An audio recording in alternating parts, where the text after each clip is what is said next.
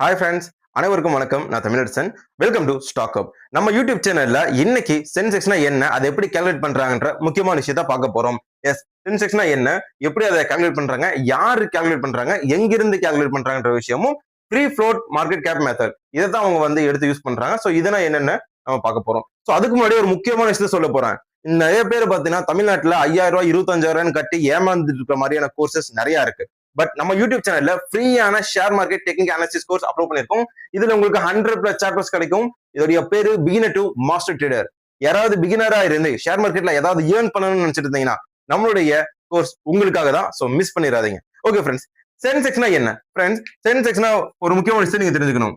இந்தியாவில NSC பிஎஸ்சின்னு 2 exchanges இருக்கு. இதோடைய டெபாசிட்டரி சிடிஎஸ்எல் என்டிஎஸ்எல். நீங்க எந்த ஷேர் பிஎஸ்சில வாங்கினாலும் சிடிஎஸ்எல் இருக்கும், எந்த ஷேர் வாங்கினாலும் என்டிஎஸ்எல் இருக்கும். புரோக்கரோட அக்கௌண்ட் நீங்க வாங்கினாலும் கடைசியில இந்த டெபாசிட்டரி தான் போய் சேரும். ஸோ இதனாலதான் நீங்க விற்கும் போது டிபி சார்ஜஸ் 10 ரூபா 15 ரூபான்னு கட்டுறீங்க. இதோடைய மெயின்டெனன்ஸ் அண்ட் பர்ஃபார்மன்ஸை செக் பண்ணிட்டே இருப்பாங்க எப்பவுமே. ஓகேவா? ஸோ இப்போ இந்த சிடிஎஸ்எல் இருக்கு இல்லைங்களா, இதுல சென்செக்ஸ் அப்படிங்கிறது ஒரு இண்டெக்ஸ், இதுல நிப்டி 50ங்கிறது ஒரு இண்டெக்ஸ். இதே மாதிரி என்எஸ்சி ஃபார்மா இருக்கும், ஐடி இருக்கும், எனர்ஜி இருக்கும். இந்த மாதிரி இருக்கிற 7 செக்டாரும் இருக்கும். அதே மாதிரி இங்கேயும் தான் பிஎஸ்சி ஃபார்மா, ஐடி, எனர்ஜின்னு எல்லாமே இருக்கும். ஓகேங்களா? ஸோ இந்த சென்செக்ஸ் அப்படிங்கிறது 30 நிறுவனங்கள், நிப்டிங்கிறது 50 நிறுவனங்கள். இந்த சென்செக்ஸ் வந்து ஏசியோட ஒன் ஆஃப் த லார்ஜஸ்ட் பழமையான நிறுவனம். என்எஸ்சி பார்த்தீங்கன்னா 1992 அசத் மெத்தட் ஸ்கேம்க்கு அப்புறம் உருவாக்கப்பட்ட ஒரு இண்டெக்ஸ். ஓகேங்களா? ஸோ இதெல்லாம் நம்ம போன ஒரு ஷார்ட் வீடியோல பார்த்துருந்தோம். இப்போ இந்த சென்செக்ஸ் 30 இருக்கு இல்லைங்களா, இது எப்படி உருவாக்குறாங்க அப்படின்னு பார்த்தீங்கன்னா ஃபர்ஸ்ட் லிஸ்ட் எடுத்துப்பாங்க. Banking, IT, pharma, FMCG, energy,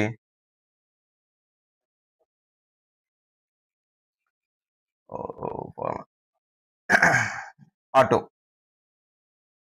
இதுதான் 7 செக்டார்ஸ், சாரி 6 செக்டார்ஸ். இந்த 6 செக்டார்ல சார்ந்துதான் எல்லா நிறுவனங்களும் இருக்கு. ஓகேங்களா? சோ இதுல 1000க்கும் மேற்பட்ட நிறுவனங்கள் இருக்கு. ஒவ்வொரு நிறுவனத்துடைய பர்ஃபார்மன்ஸ் நம்மளால பார்க்க முடியாது. சோ இந்த பிஎஸ்சி கமிட்டின்னு ஒரு கமிட்டி இருக்கு. அந்த கமிட்டி தான் இந்த சென்செக்ஸை வந்து மேனேஜ் பண்ணிட்டு இருப்பாங்க. ஒவ்வொரு 6 மாசத்துக்கும் பாத்தீங்கன்னா இந்த செக்டார், அந்த 6 செக்டார்ல என்னென்ன நிறுவனங்கள் வந்து இண்டெக்ஸ் வச்சிருக்காங்களோ அது போக புதுசா ஏதாவது நிறுவனங்கள் இருக்கு, அதோட பர்ஃபார்மன்ஸ் எப்படி இருக்குன்னு செக் பண்ணிட்டே இருப்பாங்க. ஓகேங்களா? இப்போ பேங்கிங் எடுத்துட்டீங்கன்னா அதுல தலை சிறந்த நிறுவனங்கள் என்ன, இப்போ பேங்கிங்கோட வெயிட்டேஜ் வந்து பார்ப்பாங்க. இப்போ வந்து 1000 கோடி ரூபாய் இதோட கேப்னு வச்சுக்கோங்களேன்.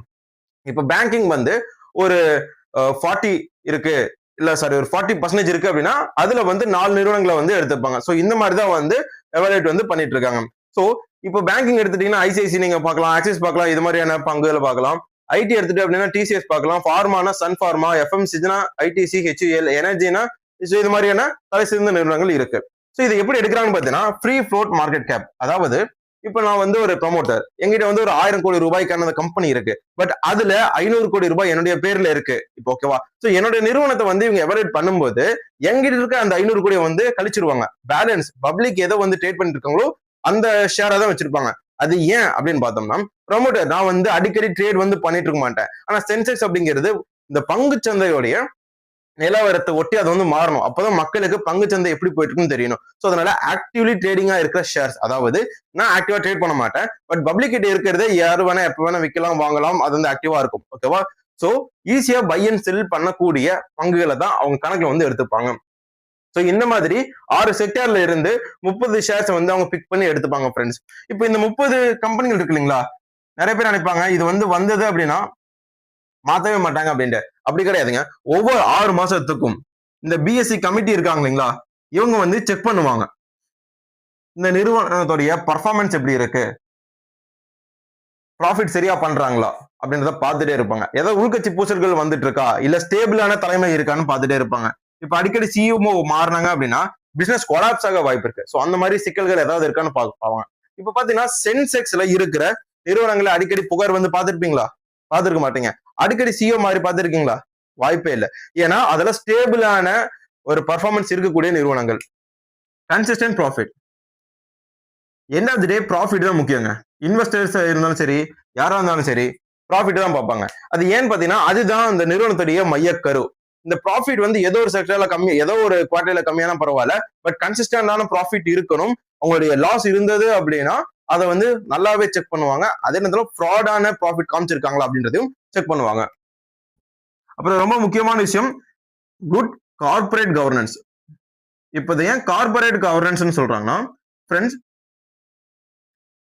இப்ப பாத்தீங்கன்னா இவங்க வந்து ஆனுவல் ஜெனரல் மீட்டிங் நடத்தணும், போர்ட் மீட்டிங் நடத்தணும், அண்ட் தென் அவங்க அனௌன்ஸ்மெண்ட் எல்லாம் பாத்தீங்கன்னா பப்ளிக்கா விடணும். ஓகேவா? சோ இது எல்லாமே வந்து அவங்க சரியா பண்ணணும்.